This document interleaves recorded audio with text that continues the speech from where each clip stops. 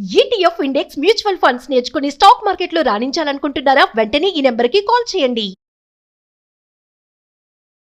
నమస్తే, welcome to Suman TV. నేను విష్ణు. ప్రస్తుతంతో పాటు సీనియర్ ఫినాన్స్ ప్రొఫెషనల్ గిరిబాబు గారు ఉన్నారు. వారితో మాట్లాడదాం. సార్ నమస్తే. సార్ గిరిబాబు గారు. నమస్తే అండి.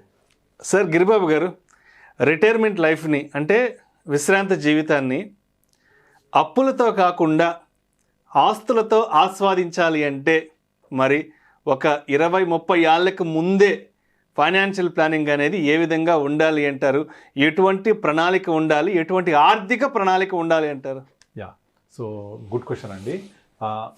నార్మల్గా రిటైర్మెంట్ లైఫ్ అంటేనే ఒక గోల్డెన్ లైఫ్ అని అర్థం. మరి గోల్డెన్ లైఫ్ని లీడ్ చేయాలి అంటే మనకు అప్పులు లేకుండా ఆస్తులతో లీడ్ చేయాలి. మరి ఎటువంటి ఆస్తులు ఉండాలి? అది ఫిక్స్డ్ అసెట్స్ ఉండాలా, ఫైనాన్షియల్ అసెట్స్ ఉండాలా? ఈ డిఫరెన్స్ ఎలా చెప్పొచ్చు అంటే, సపోజ్ మన ఇంటి ముందు ఒక బెంజ్ కార్ ఉంది. ఆ బెంజ్ కార్ ఉంటే ఆ బెంజ్ కార్లో ఏం పోయాలి? పెట్రోల్ పోయాలి. సో బెంజ్ కార్ అనేది ఒక ఆస్తి అయితే పెట్రోల్ అనేది regular income, monthly income. So Benz car ఉండాలి, దాంట్లో పోయడానికి మంత్లీ ఇన్కమ్ కూడా ఉండాలి. బట్ అన్ఫార్చునేట్లీ ఏం జరుగుతుందంటే, బెంజ్ కార్లు లాంటి ఆస్తులు సంపాదించుకుంటారు, కానీ దాంట్లో పోయడానికి పెట్రోల్ ఉండదు, ఇంధనం ఉండదు. మరి ఎంత బెంజ్ కారు ఉన్నా పెట్రోల్ పోయిపోతే నడుస్తుందా? నడవదు కదా. సో లైఫ్ కూడా అలాగే ఉంటుంది. నేను మీకు ఒక ఎగ్జాంపుల్ చెప్తాను. నాకు తెలిసిన ఒక డాక్టర్, సో తను ఇక్కడ బేగంపేట హెచ్పిఎస్ వెనక ఒక పెద్ద ఇల్లు తీసుకున్నాడు. ఇప్పుడు 40 years బ్యాక్. ఆయన యంగ్ డాక్టర్గా ఉన్నప్పుడు, పిల్లలు పుట్టక ముందు. ఎందుకోసం అంటే, నా పిల్లలు పుట్టిన తర్వాత వాళ్ళకి హెచ్పిఎస్ స్కూల్లో వేయడానికి నాకు దగ్గరగా ఉంటుంది. ఇది రియల్ స్టోరీ యాక్చువల్లీ. సో అందులో 3 పిల్లలు తనకి. 2 డాక్టర్లు, అబ్బాయిలు. డాక్టర్ల వరకు చదివించాడు. హెచ్పిఎస్ స్కూల్లో +2 వరకు జరిగింది. దాని తర్వాత వాళ్ళకు గాంధీలో మెడికల్ సీట్ వచ్చింది, అయిపోయింది. వాళ్ళ పాపకు కూడా మంచి ఎడ్యుకేషన్ అప్ టు హెచ్పిఎస్లో +2. అది అయిపోయాక వేరే ఎడ్యుకేషన్ ఇన్స్టిట్యూషన్లో అయిపోయింది. అయిపోయిన తర్వాత ఇతనికి 60 సంవత్సరాలు వచ్చేప్పటికి 3 పిల్లలు సెటిల్ అయిపోయారు. 3 2 ఒకడు కెనడా, ఒకడు అమెరికా. అమ్మాయి ఏమో బెంగళూరులో సెటిల్ అయిపోయింది పెళ్లి చేసుకొని. సో 60 సంవత్సరాల తర్వాత ఈయన రిటైర్ అయిపోయాడు. 65కి ఇంకా వైద్య వృత్తిని ఆపేశాడు. కానీ ఈ 60 సంవత్సరాల లోపల ఏం చేశాడు? సంపాదించిన డబ్బులన్నీ కూడా హైదరాబాద్ చుట్టుపక్కల ఉండే ల్యాండ్స్లలో కానీ, ల్యాండ్స్లో కొంచెం పెట్టాడు, వేరే వేరే చోట్ల ఫ్లాట్స్ తీసుకున్నాడు, ప్లాట్స్ కొన్నాడు. ఇవా విపరీతంగా రియల్ ఎస్టేట్లో ఓవర్ ఎక్స్పోజర్ అని చెప్పొచ్చు. ల్యాండ్ బ్యాంక్ బాగా చేసుకుని 60 సంవత్సరాలు వచ్చేప్పటికి దగ్గర 70 వచ్చేప్పటికి వైఫ్కి ఆరోగ్యం కొంచెం క్షీణించింది. దాంతో ఒక ప్లాట్ అమ్మేసి వైద్యం చేయించారు. ఆమెకు క్యాన్సర్ అటాక్ అయింది, వైద్యం చేయించారు, అదైపోయింది.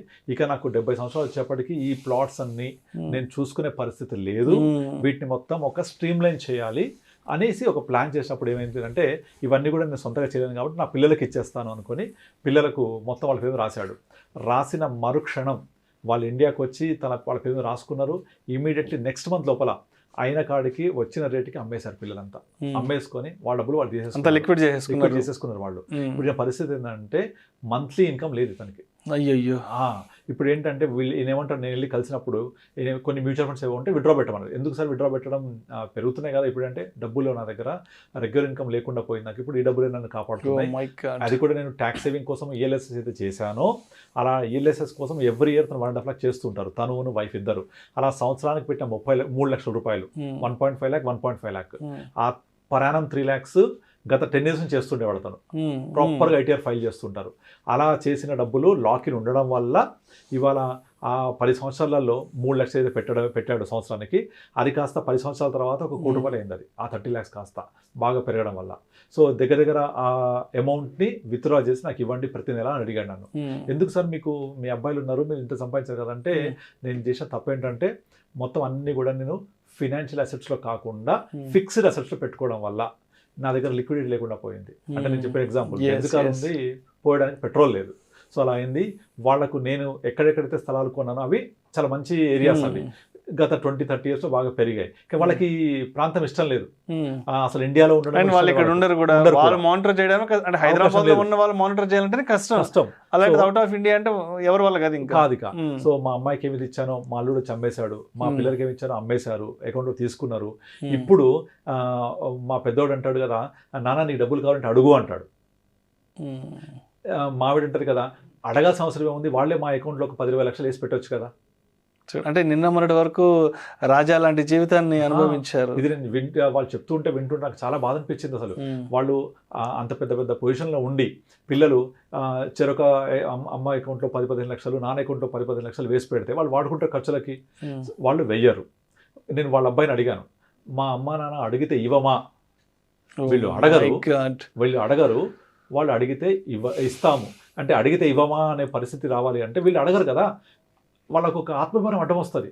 అంటే ఇంతకాలం చెయ్యి ఇలా ఉంది, ఇప్పుడు ఇలా వెళ్ళాలి అంటే ఎవరికి ఎంత ఇబ్బంది అవుతుంది చెప్పండి. అంటే ఇక్కడ ఒక విషయాన్ని గుర్తుపెట్టుకోవాలి, ఆయన 40 years బ్యాకే అంత విజన్తో అంత ల్యాండ్ బ్యాంక్ని తీసి పెట్టి క్రియేట్ చేసి కూడా, బట్ ఆయన రిటైర్మెంట్ లైఫ్లో అది ఆయన ఆదుకోలేకపోయింది.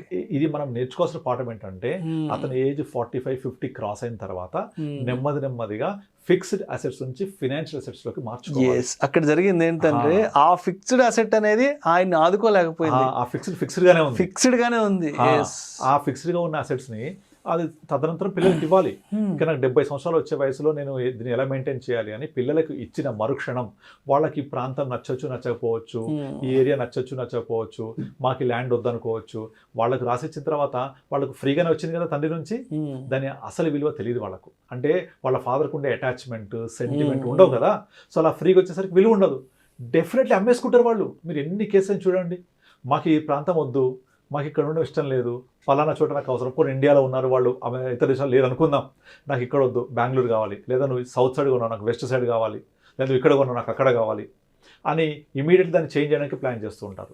ఎందుకంటే వాళ్ళకి ఈ ప్రాంతం మీద కానీ లేకపోతే ఈ స్థలం మీద కానీ వాళ్ళకు అఫెక్షన్ ఉండదు కాబట్టి దాని విలువ కూడా వాళ్ళకు ఫ్రీగా వచ్చినప్పుడు విలువ తెలియదుగా. ఫ్రీగా ఏదైనా వచ్చినా కూడా విలువ తెలియదు, అందుకే మా ఫ్రీ బీస్ కూడా ఇవ్వద్దు అంటుంటారు. అలా వాళ్ళు ఇమీడియట్లీ దాన్ని అమ్మిన తర్వాత ఆ డబ్బులు మొత్తాన్ని వాళ్ళ అకౌంట్లో వేసుకొని వాళ్ళ కంట్రోల్లో పెట్టుకున్నారు. ఇప్పుడు ఈయన అడిగి అరే నాకు డబ్బులు ఇవ్వండి అని అడిగే పరిస్థితి, ఇలా ఇవ్వండి అని అడగాలి అంటే ఎంత ఆత్మమే అడ్డం వస్తుంది.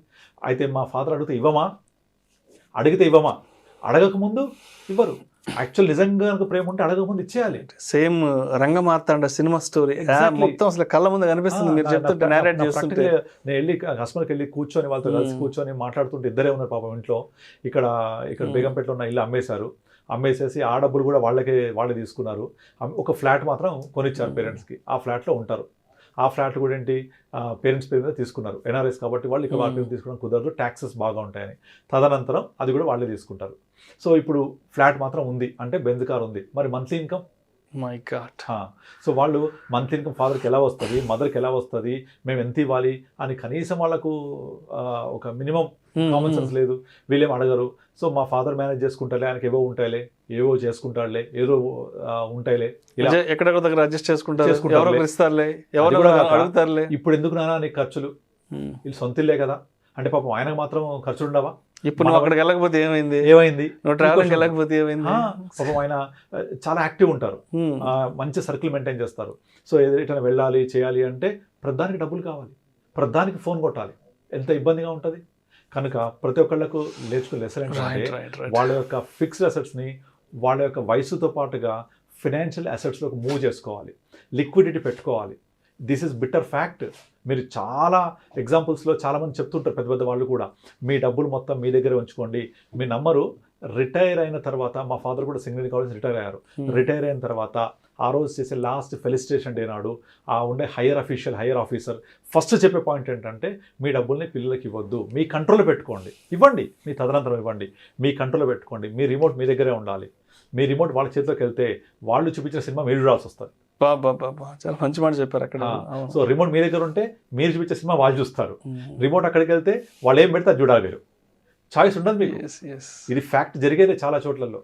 ఇంకొక అడుగు ముందుకేసి రీసెంట్గా ఒక వీడియో కూడా చూశాను, ఒక చిన్న కొడుకు తల్లిదండ్రులను కొడుతున్నాడు రాజమండ్రిలో ఎక్కడో, వైరల్ కూడా అయింది, ఈనాటి వల్ల వచ్చింది. నువ్వు నాకు పెద్దోడికి ఇచ్చావు నాకు ఇవ్వలేదేంటి, పక్కల్లో అడుగుతున్నాడు అనమాట. అగో మా అన్న తెలుసా ఎలా ఉంటాడో, మా అన్నకి ఎందుకు ఇచ్చారు తెలుసా, నాకు ఇవ్వలేదు. ఎందుకు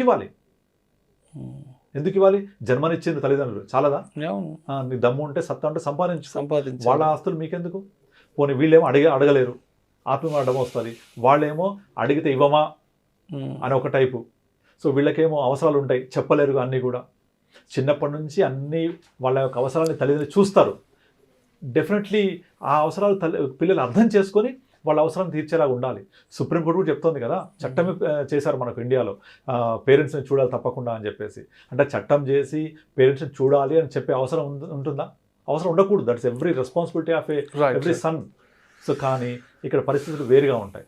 సో ఎట్టి పరిస్థితుల్లో నేను అందరికీ చెప్పేది ఏంటంటే, మీ వయసు పెరిగినా కొద్దీ మీ యొక్క ఫిక్స్డ్ అసెట్స్ని ఫైనాన్షియల్ అసెట్స్లో మార్చుకొని మీరు రిటైర్ అయ్యేంత వరకు అక్కడో స్థలం కొన్నా, ఇక్కడో స్థలం కొన్నా, ఇక్కడ ఇల్లు ఉంది, నాకు అది ఉంది అంటే ఉంటాయి. కానీ వాటి నుంచి ఎంత ఆదాయం వస్తుంది అనేది మనం లెక్కలేసుకోవాలి. నేను రిటైర్ అయిన తర్వాత నాకు కావాల్సిన ఆదాయం వస్తుందా లేదా, ఇదంతా 50 సంవత్సరాల నుంచే మనం ప్రణాళిక చేసుకుంటూ వెళ్తే బై ద టైమ్ ఆఫ్ 60 మనం రిటైర్మెంట్ ఏజ్ 60 అనుకుంటే ఈ ప్లాన్. కానీ ఈ రోజుల్లో 60 దాకా కూడా లేరు. ప్రైవేట్ కంపెనీస్లో 55 years maximum, life insurance companies లేకపోతే వేరే కంపెనీస్ 55 మ్యాక్సిమం, సాఫ్ట్వేర్ కంపెనీస్లో 50 మ్యాక్సిమం. ఇంకా 50 years తర్వాత పరిస్థితి ఏంటి? 50 తర్వాత ఇప్పుడున్న ఇంప్రూవ్డ్ స్టాండర్డ్ హెల్త్ కండిషన్స్లో డాక్టర్స్ మనల్ని చావనివ్వరు, మెడికల్ కండిషన్స్ పెరిగాయి.